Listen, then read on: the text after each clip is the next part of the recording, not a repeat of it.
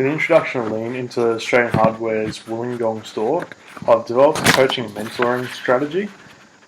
This strategy needs to be used because we're introducing a system that we haven't used before, and we need to show it is supported by management, and we need staff to get on board. So I've created a table of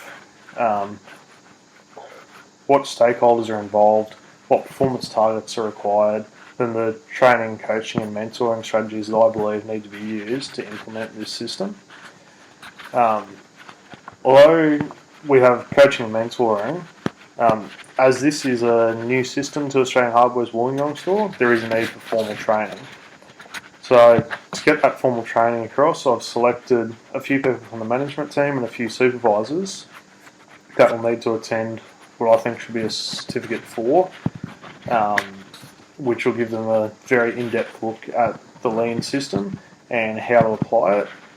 The rest of the staff, I think, should either do a short course or a one-day course to get them across Lean and show them the benefits, even if they do a simulation of, say, a manufacturing environment, and without Lean principles, then introducing some of the Lean principles to see the benefit. I feel that would really help staff to get some sort of buy-in. As to go on with the formal training, there'll also be coaching and mentoring, as I've already mentioned. So to drive this, what we've asked is the people who have attended the formal training, especially the Cert 4, would be the coaches, and we'd say the higher manager will be the coach for people either at the same level or people underneath them. The coaching is really, I feel, it would be of most use assisting team leaders in the Kaizen approach to reviewing a process. So when the supervisors have a good understanding of the Kaizen approach, they'll be able to really sit with or mentor a team member and hold those group meetings to discuss a process, to talk about how it can be better. So I'll quickly run through the strategy I've come up with. So the store manager, to me, probably doesn't need a Cert 4, but he would need some sort of formal training, ideally a short course. His performance targets would need to be discussed and agreed with his manager, and then cascaded down to the staff beneath him.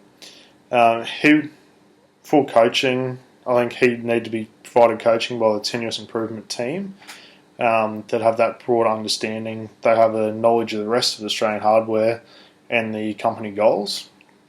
I think regular coaching sessions should be used with the store manager for about the first 6 months of the Lean implementation, and then see how it goes after that.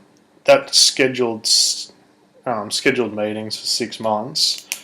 Although coaching isn't normally, or it doesn't have to be scheduled, I feel if it's scheduled, especially with someone outside the business, it'll make sure it does happen, and the Lean implementation will keep going. I've also got him, he will be mentored by the managers beneath him with a certificate 4. The management team beneath the store manager, again, performance targets will be discussed with the store manager and tailored to suit each area. Some will have the certificate 4, some will just have a short course, and then coaching will be provided to the management team. To start with, I'd like to see for the first month on a weekly basis, the continuous improvement team comes in and meets the management team, discusses the goals in line with the performance targets and how they can build on that. They'll also be mentored by the other managers of the certificate 4. The team leaders and supervisors will just be mentored by or coached by the managers with the certificate 4. So we're passing knowledge down, and they'll be mentored by managers with Cert 4 as well.